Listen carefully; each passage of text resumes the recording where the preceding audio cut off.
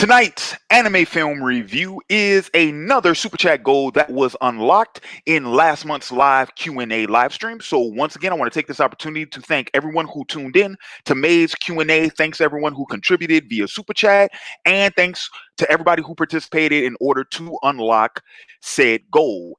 And with that, I almost forgot. But if you have a request for an anime review that you would like to see done right here on OAW Entertainment, become a patron at patreon.com/OAW and select either the Crunchyroller tier if you would like just a first impressions style anime review, or the Blockbuster tier for a full-length feature film. And with that being said, this is my review of Sword of the Stranger. Let's get it started. Are you not entertained? Are you not entertained? Is this not why you are here?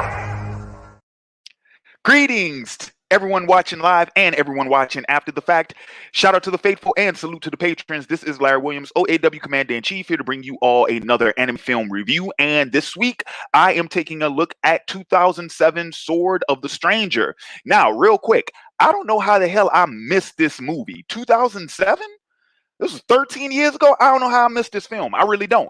So for a brief synopsis and description information about the film, I will once again be referencing the information that is currently listed in the description box. So please feel free to click see more and to read along with me. All right, so let's go ahead and let's get this thing started. This is my review of the 2007 Japanese animated film Sword of the Stranger, produced by animation studio Bones, written by Fumihiko Takayama and directed by Masahiro Andō. And a brief synopsis of the film: a swordsman from a strange land is caught in a struggle between morality, righteousness, and devotion as he reluctantly agrees to take a raggedy boy and his dog to a remote Buddhist temple. Okay, so real quick, I want to address a couple of things about this synopsis. This brief synopsis that I just provided is a little bit misleading, and I'll tell you why. I'll get into more detail about that as later on in the review, but it's a little bit misleading. All right, a little bit more detail about what the film is about. Essentially, yeah, it is about a young man who, throughout the course of the film, he is only known as either No Name or Nameless, because we don't actually know his true identity. Okay, but we don't actually know his true identity, right? But what we do know is he stumbles across this young boy that he meets, a boy named Kotaro, and his dog Tobimaru, and sort of a reluctant friendship develops between the two of them. Essentially, Kotaro comes up with the idea to hire No Name as sort of his personal escort and bodyguard across Japan to a remote Buddhist temple where he is supposed to meet up with with his former master. What is revealed later on in the film, though, is that Kotaro is actually the target of a group of emissaries from China. Particularly, they are vassals of the Ming Dynasty. So they work for the Emperor of China. And they are in Japan because they are working on a construction under the protection of a local feudal lord. They are constructing a monument for a ceremony that they are planning. And Kotaro is sort of the missing piece to that ceremony. We learn throughout the course of the film that the Ming vassals' interest in Japan has a lot to do with somewhat scientific and also somewhat supernatural. And some way, somehow, Kotaro is in the center of that. So that's pretty much what the gist of the story is. No Name has to transfer and protect Kotaro, meanwhile developing a friendship with him and with Tobimaru. Let's not forget Tobimaru, right? He develops a friendship with them, and as the story progresses, we sort of learn more about both of their respective backgrounds, but then also the role that they will eventually play in this main conflict.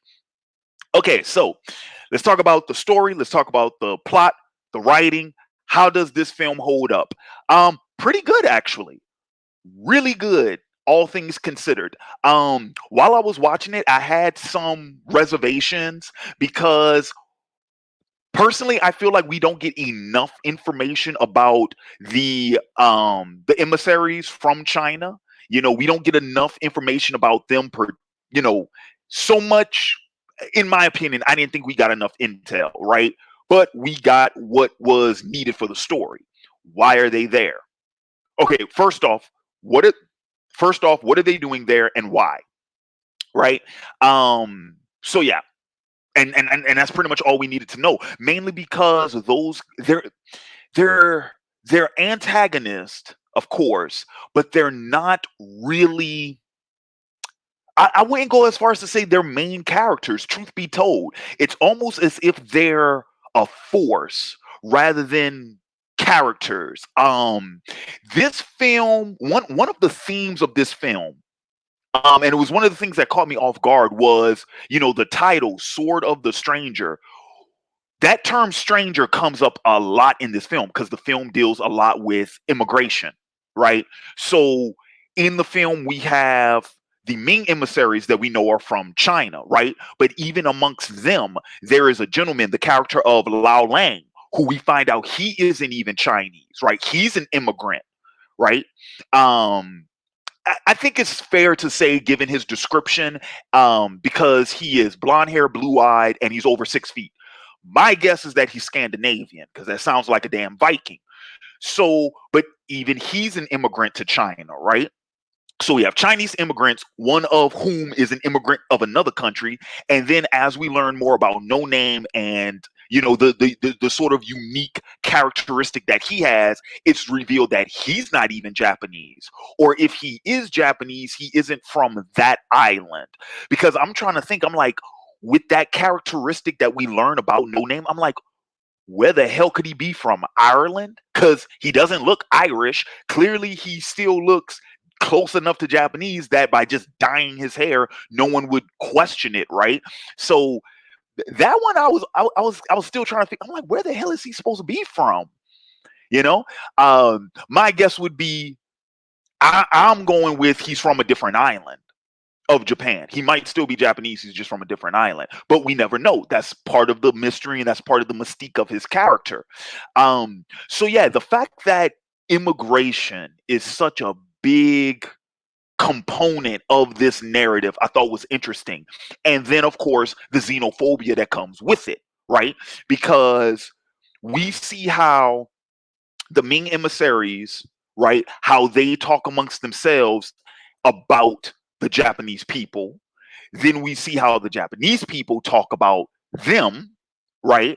And then we get to sort of get some second, I guess you could call it secondary or tertiary commentary, even from No Name and Kotaro themselves, when they're talking about people that they've come across being from strange lands, right? So all of that I thought was pretty interesting. But suffice it to say, the story holds up. The story holds up for the most part. It just when I thought it was going to get convoluted, it never did.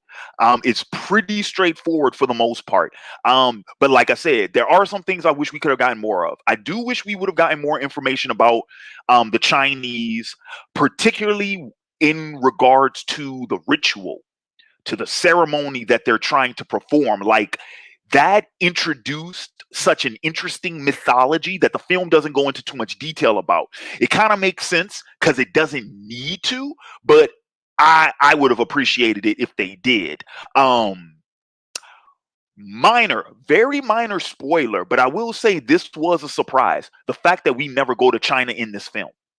So we never get either a flashback or we never cut to the Chinese emperor or his court or any of the emissaries who might still be in mainland China. We never cut to that perspective, which I thought was kind of odd. But like I said, if we had delved a little bit more into that mythology, that would have been the opportunity to do so, right?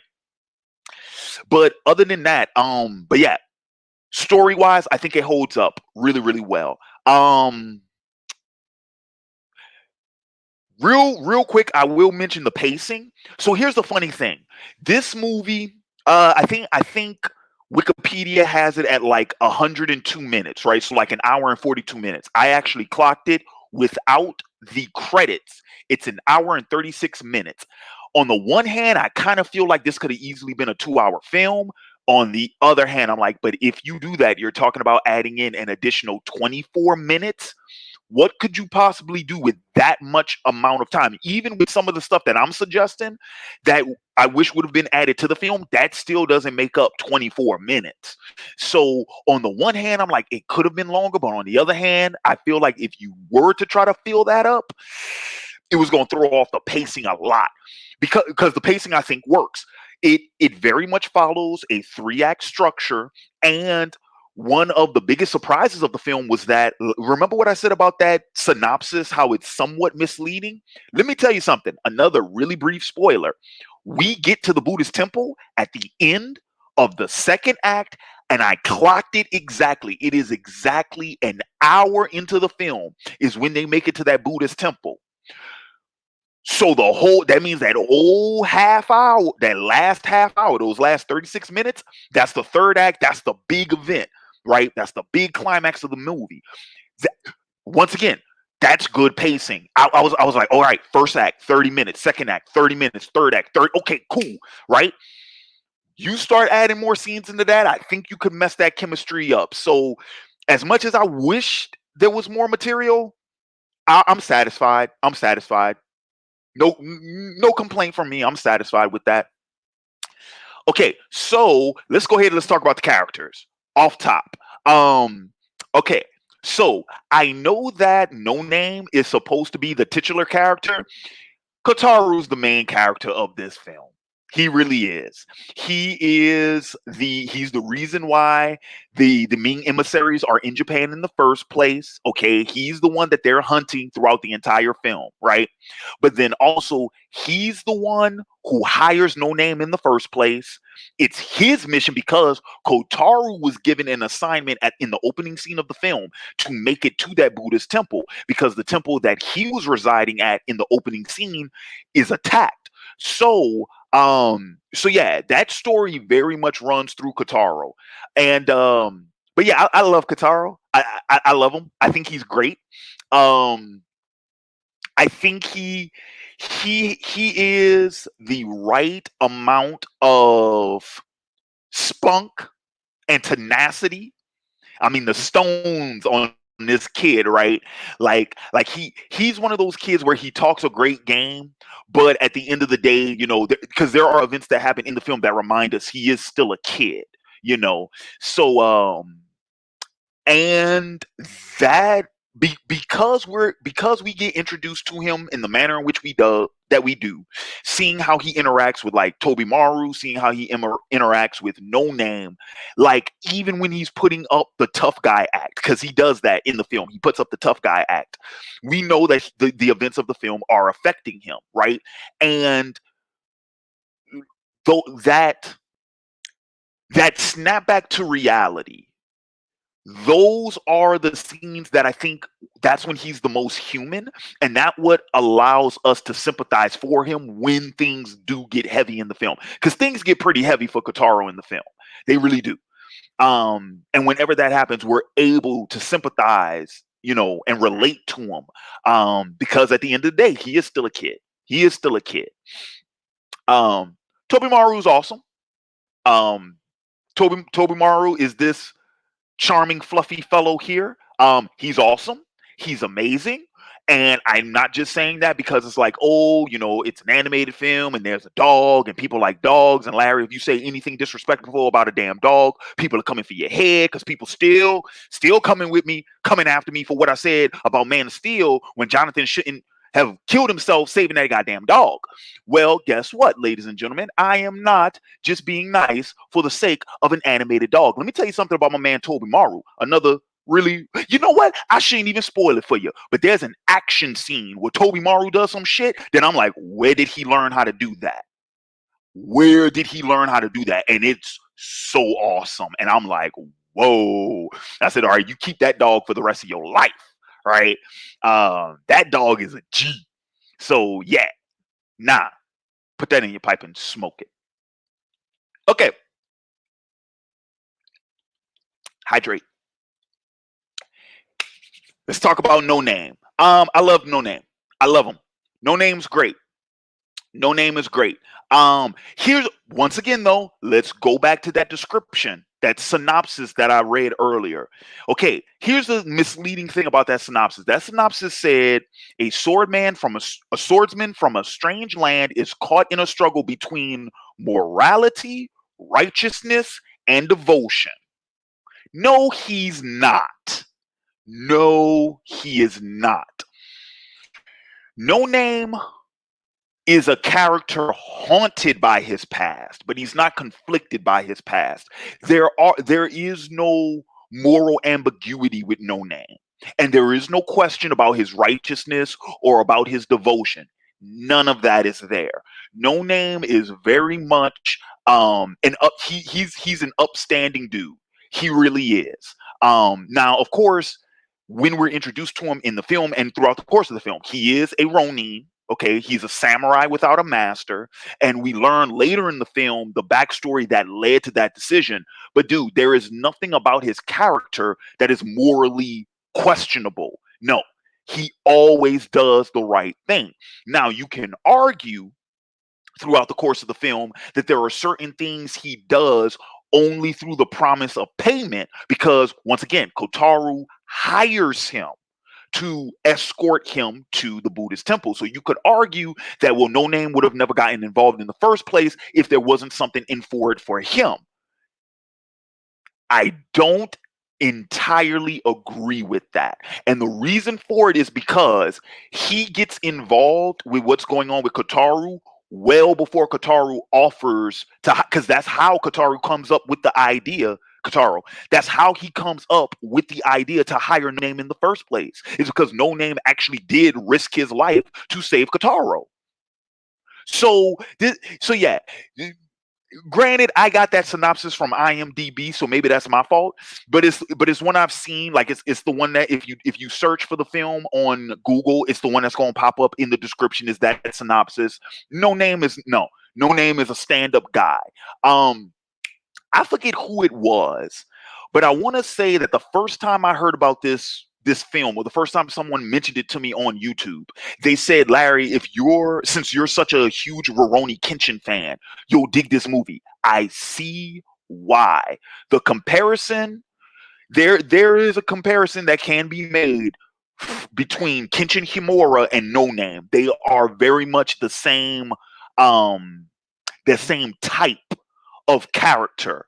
Um and which is kind of funny because Kenshin means dedication or devotion. So how about that? But yeah, no, dude, no name is yeah, no name is a stand-up guy. He's a stand-up guy. And he's really good. And like I said, he is haunted by his past, but at the end of the day, he always does the right thing. So oh, I see my man Carlos is in the building. Carlos said he isn't willing to help Kotaro in the beginning. He is attacked, but he still helps him regardless. He still helps him regardless. Um, and suffice it to say, it's because he takes a liking to him. I dig the relationship that him and Kotaro have. It's funny enough. So it's not a father son relationship. It's not like Lone Wolf and Cub. It's not father son, but it is sort of like big brother little brother. It's very big brother little brother. um it would not surprise me if at some point in time No Name made the comment like, he reminds me of myself at that age, because you get the sense that they have that sort of that's kind of how they develop their camaraderie. There are things about Kotaro that No Name respects and vice versa. So yeah, really cool, man. But I love the scenes when they're just kind of like hanging out and whatever, kind of like the boys, man, just kicking it. There's a scene where essentially some thieves, some bandits sneak up on them, right? And the whole and they're around a campfire. The whole way that scene plays out, I'm like, dude, that felt like almost like the opening scene of like a whole anime series with these two. I'm like, dude, I would watch a whole series with these two doing what they did in that scene, man. That was cool. That was cool. So okay, so there's two other characters I want to mention. So real quick, um Shogun Itadori, um or Shogun Itadori. He is the general of the feudal lords forces. Very interesting character. And I love, dude, you know what? It felt so odd. There's a scene early in the film, in the first half of the film, where Itadori is sharing, he's having a conversation with his wife. And the scene feels kind of like awkward a little bit. It's like, wait a minute, what does this have to do with the film? Two things are done in that conversation, and it's really, really good. Number one, we find out apparently Itadori and No Name have a shared history because he fills us in on sort of like No Name's legend, right? That's number one. Number two is that it provides some character develop. It provides some character insight into Itadori, which foreshadows his role in the third act. Which I was like, dude, that scene is really well done. It's probably one of the best written scenes in the movie. The conversation Itadori has with his wife, and it's that kind of scene I wish we had. I wish we had a little bit more of those with some of the other characters. Um, Particularly with the Ming emissaries, I wish we had more of those, like personal, like intimate conversations, because for the Ming emissaries, it's only like real like passing conversation. You know what I mean? It's real. It's almost small talk, almost. But yeah, Itadori was a very, very interesting character. Um, Really, really, really interesting. And of course, Brian Dubson voices him. Brian Dubson, one of the great. For the record, I watched the English dub for this review, and Dubson, he's one of the Dubson brothers.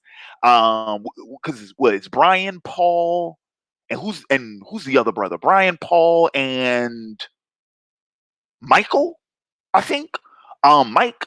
But yeah, he's great in that role, which is going to bring me, since I brought up English voice actors,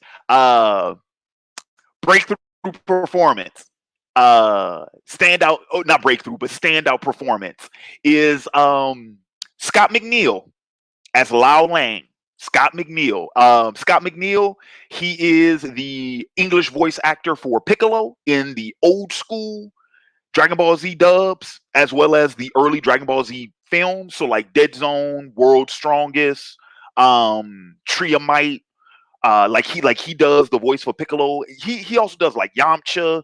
But most famously, a lot of anime fans will recognize his voice from Koga in Inuyasha. He's the voice of Koga. Yeah, he's great. He's great. He's always great. He has a great voice, especially for an antagonist or a villain. He always has a great voice. Um, and in this film, no exception. He's great in this as well. He's great in this as well. Lao Lang, another one of those characters. Oh, yes. Thank you, Dijon. And he's the voice of Wolverine in X-Men Evolution. Yes, he is. Yes, he is. Um, but yeah, he's great. And Lao Lang is a extremely interesting character once again because of his mysterious origin, being a Westerner, working with the Chinese and whatnot, and being as skilled a warrior as he is. Um, he's a great foil for No Name. Yeah, and more people, yes, and he's Hohenheim in Full Metal Alchemist, the original Full Metal Alchemist, not Brotherhood. I don't. Yeah, he doesn't voice him in Brotherhood. I don't, or does he? I don't think he does. But just in the first series. But yeah. He's great in this. Lao Lang is a really cool character. Once again, I kind of wish we knew a little bit more about him, but that mystique, like, you don't want to kill the mystique. He's one of those characters you don't want to kill the mystique with. So yeah, like I said, I'm not gonna complain, but he's really cool. He's really cool, and yeah, that final fight, ooh, boy, him and No Name in that final fight, bro. Well, shit, dude. Lao Lang's first fight at the in the start of the film. Ooh, that boy. Ooh, he a bad boy now. He a bad boy. But yeah, he's great in this too. He's great in this too. All right. So, anything else I want to? Okay. So briefly, so a couple of things briefly I'll mention. Funny enough, I spent all this time talking about the story, talking about the characters, talking about all that jazz. I didn't even talk about the best things about this movie. So, real quick, the animation is phenomenal. Bones, they put their foot in this one. The animation is phenomenal. The choreography is really good. The fight scenes are fantastic. Once again, I've mentioned it on camera before. I'll just reiterate right here. When it comes to like martial arts, whether that's in film or animation, particularly if it is something that is based on history, if it's a historical fiction like this is, where it takes place during the Sengoku period, during the feudal states era, okay, especially with samurai, the faster the better.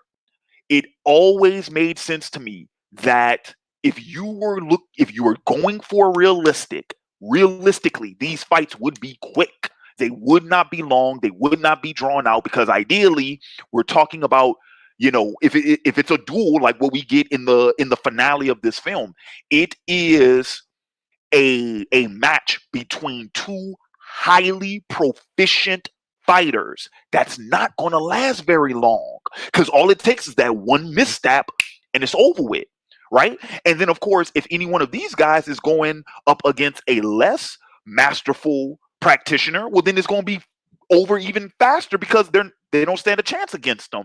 So it all like I've always been a fan of like quick fights because it makes the most sense. Um, this film does not disappoint with that. Even the fights that are quote unquote drawn out, they're not drawn out very long. I would argue, yeah, the last fight is the longest fight, and that fight is only like 5 or 6 minutes. I think it's closer to 5. It's not a long fight. A lot happens in the fight, but it's not very long. So that kind of added, I think, to the pacing. It added to that tempo. It kept the film fresh and vibrant. Um, but uh, but yeah. So yeah, the choreography in this film is really good. All the fights are really really cool. All the action scenes are really cool. And like I said, once again, realistic. Cause yeah, that chase scene when No Name loses his horse, see that shit was uncalled for, but it was realistic. Cause in real life, yeah, that's probably how you would stop him from pursuing you. Um, but yeah, let's see. Okay, so that's the first really really big thing about really really good thing about this film is the animation. Second, the music, particularly the main theme of the film, bruh. When that theme kicks in the final fight, oh my goodness. Well, dude, just the whole climax, dude. When No Name makes it to the tower and the theme kicks in, I'm like, bruh, the theme is really, really, really good. I'm actually gonna go look this up when I'm done with this, man. I'm a find. I know it's on YouTube. I'm gonna go find it. I'm gonna favorite it. I love the theme. Theme is excellent, excellent.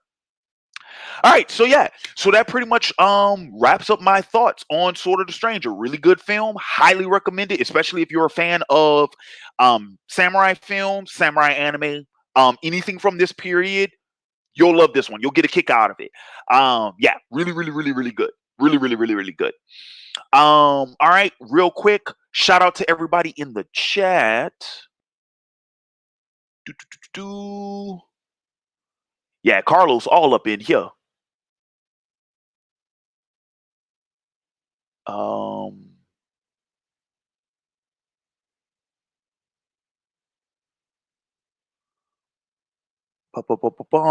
Just seeing. I'm checking for any questions.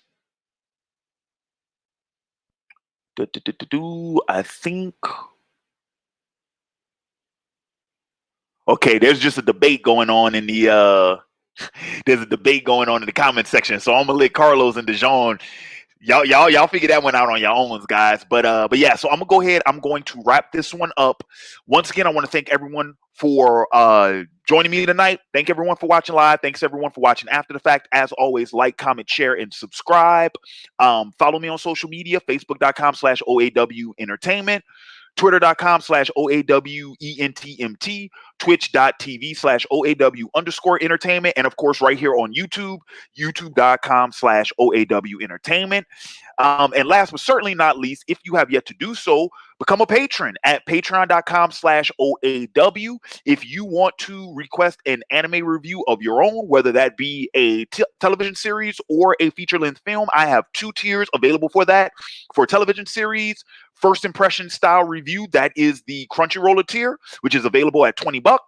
And then for full-length films or for twice as many episodes as the Crunchyroll tier, you can pledge to the Blockbuster tier, which is $30. So just keep that in mind, twice the amount of content for only 10 extra bucks. And in addition to that request, you also get access to all Patreon exclusive content. You get access to the OAW Vault, which is the exclusive collection of the first 2 seasons of Otaku Assemble Weekly, which was the original anime and manga review web series that kicked off the channel. And you get an invite to participate in the live Q&A, the monthly live Q&A that is held right here on the OAW Entertainment YouTube channel, as well as the OAW Entertainment Facebook page, like the one that will be premiering this Friday. You get all of that as part of your pledge. So once again, please consider becoming a patron at patreon.com/OAW and select either the Crunchyroller or the Blockbuster tier. All right, so what to keep an eye out for later this week, tomorrow.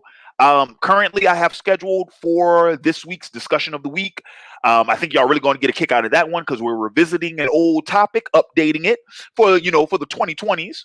And then, of course, as I just mentioned, this Friday is going to be the June Q&A, the live monthly Q&A. I haven't figured out a theme for that one just yet. We're going to be doing the super chat sweepstakes again, of course, but in terms of like, any special like theme or games or anything like that, haven't yet decided yet, but just, keep an eye out for that. All right, guys, it is time for me to get out of here. So once again, thank you all for watching live. Thank you all for watching After Fact. This is Larry Williams, OAW Commander-in-Chief. I am signing off.